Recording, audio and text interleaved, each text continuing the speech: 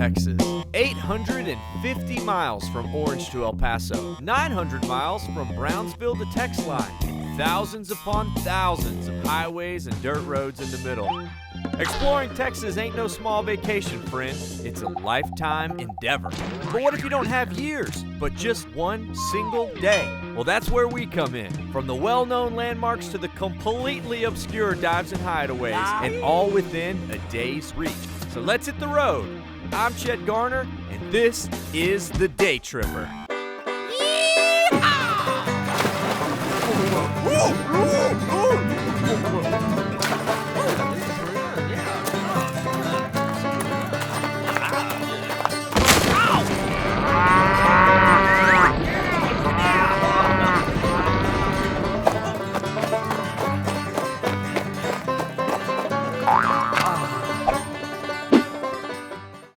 This episode was made for y'all with the help of our awesome partners. Check the caption for more info. So like most Texans, I'm no stranger to the Big D, and I do mean Dallas. But what about its neighbor, the less huge but still big FW? Well, get ready, because Cowtown, here we come.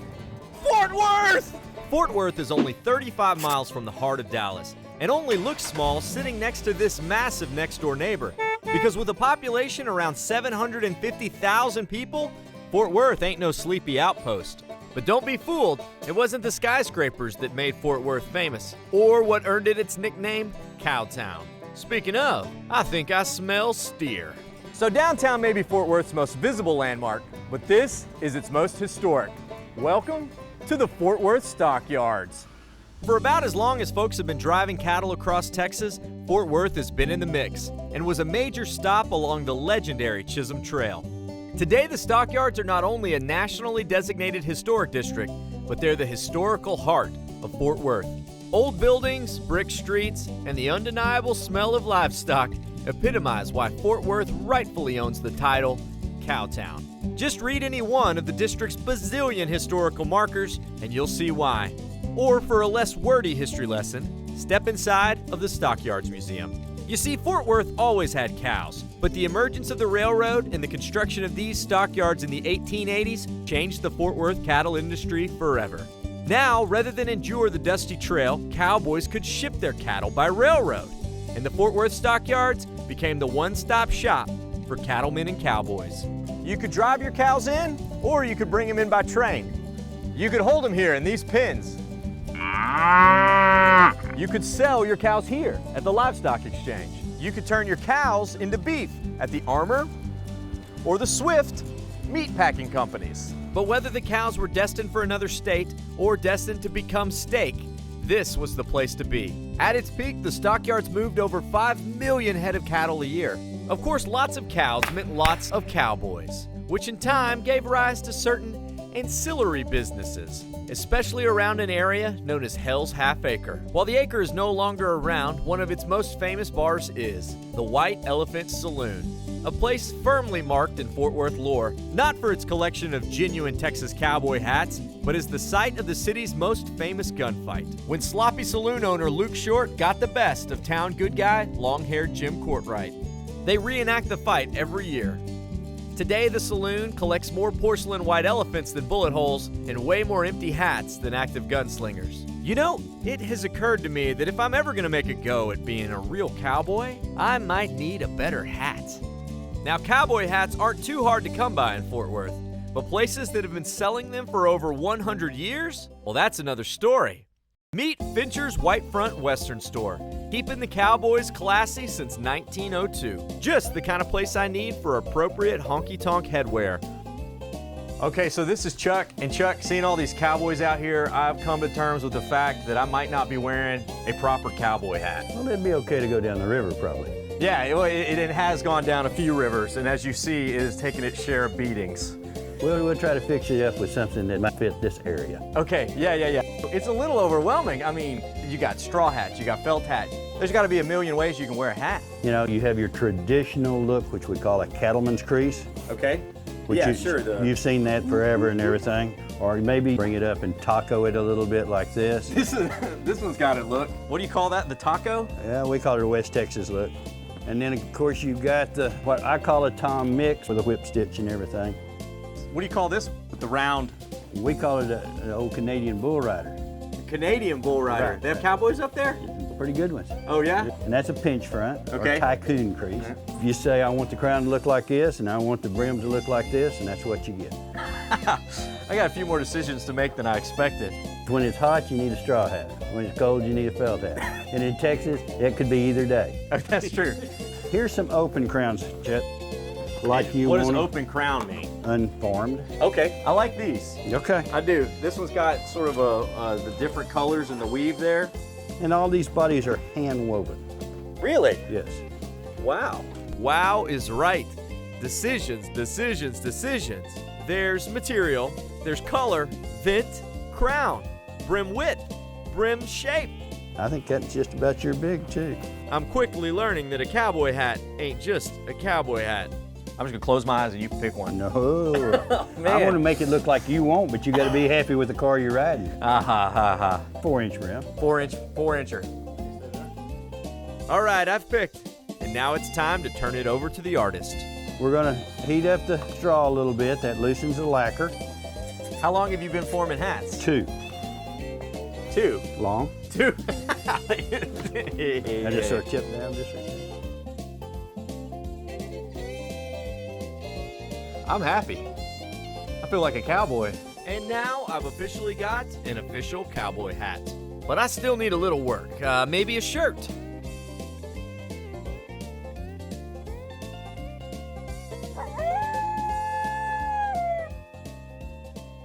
Or maybe not a shirt. I think I'll just stick with a hat. Now all I need's a cow. Wait, what's that? Stampede! Okay, not so much a stampede as the cud-chewing stroll of the Fort Worth herd, which takes to the streets every day at 11:30 a.m. and 4 p.m. Here they come, and there they go. Whew! Well, all this excitement has worked up my appetite, and you can probably guess the major entree here at the Stockyards. Yep, beef. But to get it in burger form, look no further than the Love Shack. No, not that kind of Love Shack. The outdoor sitting, music listening, burger digging kind of Love Shack. Owned by celebrity chef Tim Love. And in appropriate chef fashion, his burger, fries, onion rings, and homemade chips all come with a little bit of a twist. But would you expect any less from a man who's one Iron Chef? Order number 13.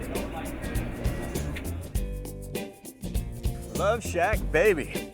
Today, I went for the homemade chips. Deep fried and then dusted with chili, chipotle, Parmesan-y seasoning. These are delicious. But they're just a side part to the main attraction, the Dirty Love Burger. What makes it dirty, you ask? Well, I'll tell you. Fried quail egg on top of the bacon, on top of the cheese. You ever had a quail egg on a burger? Well, I'm about to. That burger is phenomenal. It is unlike any burger you've had, I promise. And I've eaten a lot of burgers, but the love sauce, it has such a unique flavor. You know, I don't even want to guess what's in it. It's delicious. Homemade lemonade. And then the burger, it's not just ground beef, it's brisket and tenderloin. This is the kind of burger you get when you throw a traditional thing at a crazy good chef. Something like this comes out, and it goes into my mouth. Napkins, please. Anybody? Let's use the bag. All right, now I'm well fed and ready to get back to this cowboy thing. But first, how about some inspiration? At the Texas Cowboy Hall of Fame, right here in the Stockyards, in the old horse and mule barns. The Hall of Fame exists to honor the men and women who've excelled in rodeo, ranching, and who best exemplify what it means to be a cowboy here in Texas. Rodeo champs like Ty Murray and Tuff Hedeman sit right next to rodeo entertainers like Quail Dobbs and Tommy Lucia. There are even folks like Nolan Ryan, who's a beef rancher in addition to being a no-hitter pitcher, of course. Tommy Lee Jones, who's also a horseman and polo player. Cowboys George Strait, and Spirit of Texas inductee Willie Nelson. But it looks like the museum is missing one very prominent member. Okay, I still got some work to do before I get in this thing. Inside the museum also sits the Sturckwell Wagon Collection, made up of dozens of wagons and buggies from back in the days of the Wild West and chuck wagon cattle drives. Are y'all gonna eat all that? Or y'all mind? Can I get a plate? Looks pretty good. Wow, guess these cowboys ain't much for talking. I reckon it's time I cut the gab and let my walking do the talking for me. And right across the street sits my first true test. That's with the bull, you get the horns. Welcome everyone to Daytripper Arena. Weighing in at 175 pounds, Daytripper Chet Garner takes to the saddle. And ladies and gentlemen, he's just no match for this 1-ton steer of steel. And the bull is just now getting started. Nice and easy. He's likely gonna die here. Ride, cowboy! Wow. Well, we passed the 8-second mark, and Chet seems to be doing quite well. Spinning around. Oh, no, and he is down. Give that man a belt buckle, Tom. Well, thanks for trying, Chet. And thank you for watching. We'll call that a win. Hey, not too shabby for a first time, I'd say. Maybe I do have what it takes. And there's only one way to find out, and I'm going all or nothing. Step 1, fool the tourist. That was too easy. They think I'm a real cowboy. But can I fool the cow? She ain't budging. Okay, but at least I can pretend and look pretty dang good for pictures. As can the crew, if I might say. Oh, what do you know? The Daytripper crew got carried away. But before we leave the stockyards, there is one key cowboy component that we need to partake in. Horseback riding. So saddle up, partners. So after a quick refresh from our guide, the crew and I mount our trusty steeds. My faithful companion is named Whiskey. And just like the Lone Ranger loved his horse Silver, or Roy Rogers loved Trigger, or Woody loves Bullseye, the Daytripper loves Whiskey. Wait, that doesn't sound right, does it? Oh well. Back to the trail. Almost instantly, the bustle of the stockyards fades into quiet cactus-lined trails and the slow flow of the Trinity River. Some parts feel straight out of a Western movie, while other parts remind you civilization is just around the corner. You know, riding horses is a little harder than just pushing the gas. I've got a great deal of respect for the cowboys that do this every day. Their job is unlike anything else, done by a special breed of person built for its tasks. So to the cowboys, I tip my hat. Yep, I think I better stick with making a travel show. We've done some good day tripping here in the stockyards, but don't think for 1 second that Fort Worth is a one-trick pony. There's way more to Cowtown than cows, and you may not know it, but Fort Worth is home to one of the finest art collections, not just in Texas, but in the country. We now interrupt this programming to remind you to like and subscribe. Now back to the road. So, it is time to kick off the boots and break out the parade, because this is going to get artsy. Êtes-vous prêt? Oui. Actually, you can leave your stuffy art attitude at the door. This is art for the people. First stop, the Amon Carter Museum of American Art. A museum that began as the private collection of Fort Worth businessman Amon Carter, who believed that art should touch everyone, not just the privileged. So he put everything he had on display and made it completely free. So my art knowledge being what it is, I've asked Stacy here to help explain these amazing paintings to me. As soon as you come into the main gallery here, you see a full scope of what our collection has to offer. Amon Carter loved Western art, and one of the masterpieces of his collection is Frederick Remington's 1889 A Dash for the Timber. I've seen this one before. I mean, this is a famous painting. It is. But many of Remington's paintings are famous and have become the iconic images of the American cowboy. Remington is often hailed as the foremost artist of the great American West, and his closest runner-up in Western art, Charles Russell. Both were favorites of Mr. Carter, so not surprisingly, his museum has an astounding collection of both of their works. Cowboys, wagon trains, and buffalo. Exactly the kind of art you'd expect in Fort Worth. But Western art is just the tip of the artsy iceberg. The Amon Carter now collects the entire spectrum of American art, sculptures, photographs, paintings of the vast American landscape. American art is as diverse as the people who live here. But don't get your mind blown just yet. We still have 2 more museums. Time to leave American soil and head to Europe at the Kimball Art Museum, where more than just the art is artwork. So this is Eric Lee. You're the director of the Kimball. Director of the Kimball. Thanks for having us. Well, I'm thrilled to be here. Thank you for being here. Yeah, well, tell me a little bit about the history of this place. It's a beautiful building. This is considered the masterpiece of the great American architect Louis Kahn.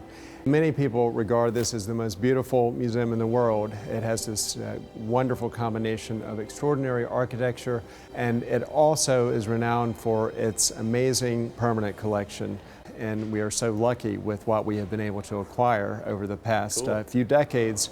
Of course, we don't collect American art, and we don't collect contemporary art either. We leave that to our neighbors, Amon Carter and the Fort Worth Museum of Modern Art across the street. Since being started by Kay and Velma Kimball, this museum has acquired the works of some of the most famous artists to have ever walked the planet. The walls are covered with the works of artists like Monet, the great Impressionist painter, Picasso's Cubist work, Man with the Pipe, the great Italian artists and sculptors like Bernini and Donatello. And are you ready for this? The first known painting of a guy named Michelangelo. Whew! Incredible. By number alone, the Kimball's collection is rather modest at about 350 pieces.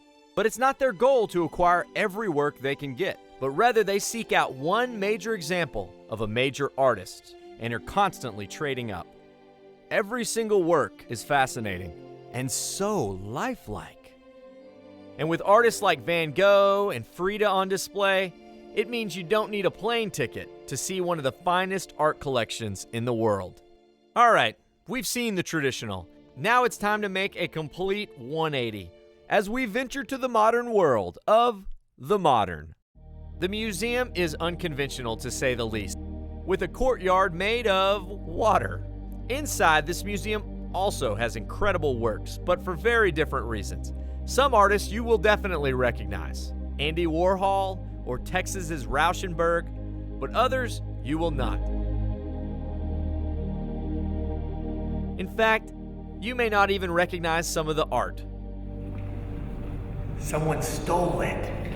No, that's it. Oh, yeah. It's magnificent.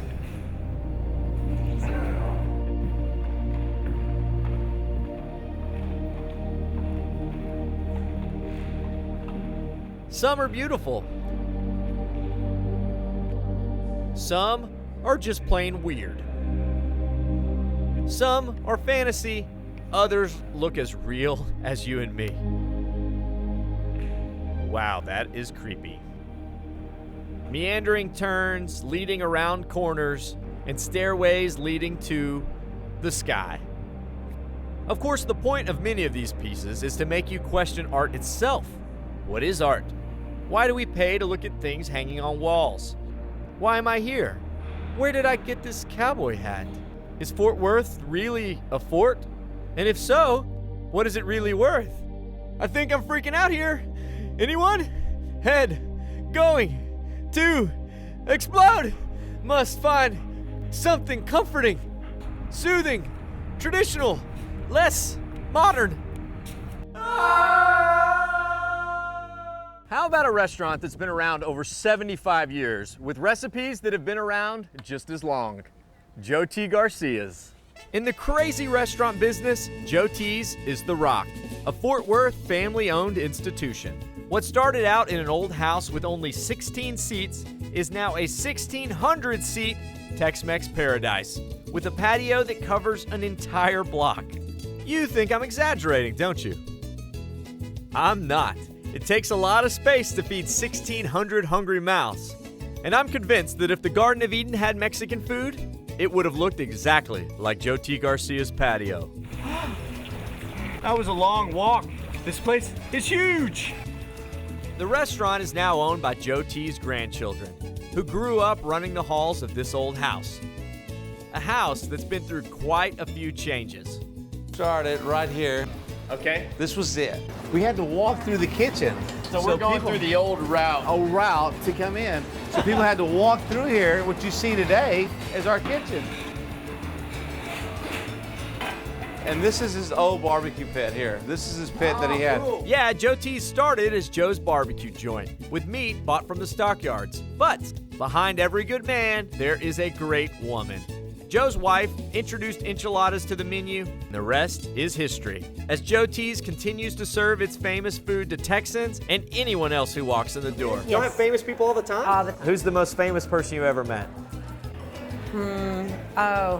Jimmy Stewart, Jimmy Stewart? John Wayne. I might have been. You must have been a really, little girl. Yeah, I was, but I remember them. So, do you think this is a place, like if you come to Fort Worth, you gotta come here? Oh yes, for sure.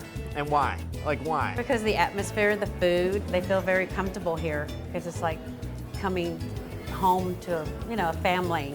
One really huge family. But despite its capacity, the restaurant is filling up quick. I better find a seat, and fast. So in appropriate Tex-Mex fashion, Joe T's brings out their house salsa and corn chips. But if you come for dinner, don't expect a menu. For dinner, you got two options: fajitas and enchiladas. Sort of helps narrow down the options. Yep, simple does it. And at Joe T's, simple does it well.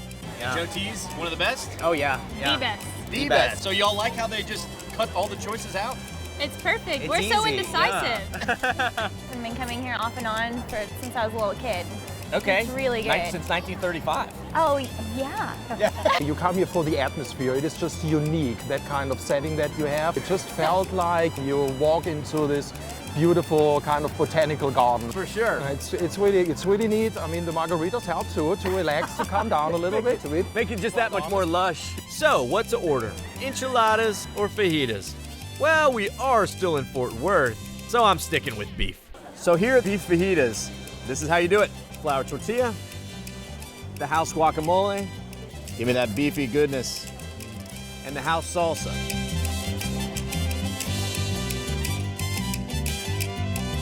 That is really good. I mean, the flour tortilla is warm. I love the fact that these are recipes that have been around for 75 years, and this is the way they've been doing it that long. Before there was even a thing called Tex-Mex, this was just good food. Nothing fancy. This incredible atmosphere just makes it taste all that better. Ah, now that is the way to wrap up a day. But the day isn't over yet, because on Friday and Saturday, when the sun goes down in the stockyards, that's when the real cowboys come to town. This is the Stockyards Championship Rodeo in the Cowtown Coliseum. Welcome to the rodeo. You may have seen it on TV, but in person, it's a whole other experience. The danger, the dirt, the adrenaline, right in your face. And the clowns are as crazy as the riders. Of course, there's bull riding, where 8 seconds is all it takes to win a championship. Calf roping, team roping, trick roping, and even something for the kids, trying to grab a ribbon off a running calf's back. You know, I might be up for doing that, but as for the rest of it, I'll leave that up to the professionals. Despite being a modern city, Fort Worth hasn't forgotten the dusty streets it rode in on. And whether you come by car, train, or on the back of a bull, you better get on down to Cowtown. Now this is the way to finish a day trip to Cowtown. So I'll see y'all out on the road. Bye con Dios, amigos. You better give me all your money. Don't make me do this. If you want to do this the hard way, I will insert my card and remove quickly. You better quit with these funny questions. Of course I want English. You want my PIN number? Well, it doesn't seem much like a robbery then. Quit looking. Stop. Yes, I want a withdrawal and not a balance inquiry. Yes, I'm fine with your cash fee. Quit with these silly questions and give me money. Yes, checking. Yes, I don't know, how about $60? That's fine. Connecting to the host. What does that mean? You and your technologies, you trying to outsmart me? All right, listen, I spared your life today. Next time I come back, I will not be so gentle. Yes, I will confirm.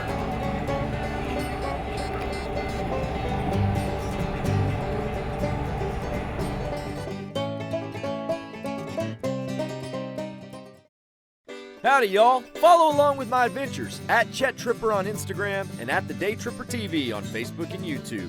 Or head to thedaytripper.com for travel guides, past episodes, and info on our mobile app and Team Daytripper. This episode was made for y'all with the help of our awesome partners. Check the caption for more info. Howdy, y'all. Chet the Daytripper here. Thanks so much for tripping with us. Remember, while you're here, like this video, subscribe to our channel so that we can stay out there on the road and keep on tripping. Did we miss anything in this town? Leave us a comment, let us know. We love finding out about new stops with all of your tips. And if you love Epic Texas Day Trips, remember to check our channel. We got a lot of them on there. Also, don't forget, if you want some sweet Daytripper merch or another cool Texas-made product, come see us in Georgetown at the Daytripper World Headquarters. You can also shop online if you check the link down there in the caption. All right, y'all. Bye con Dios, amigos.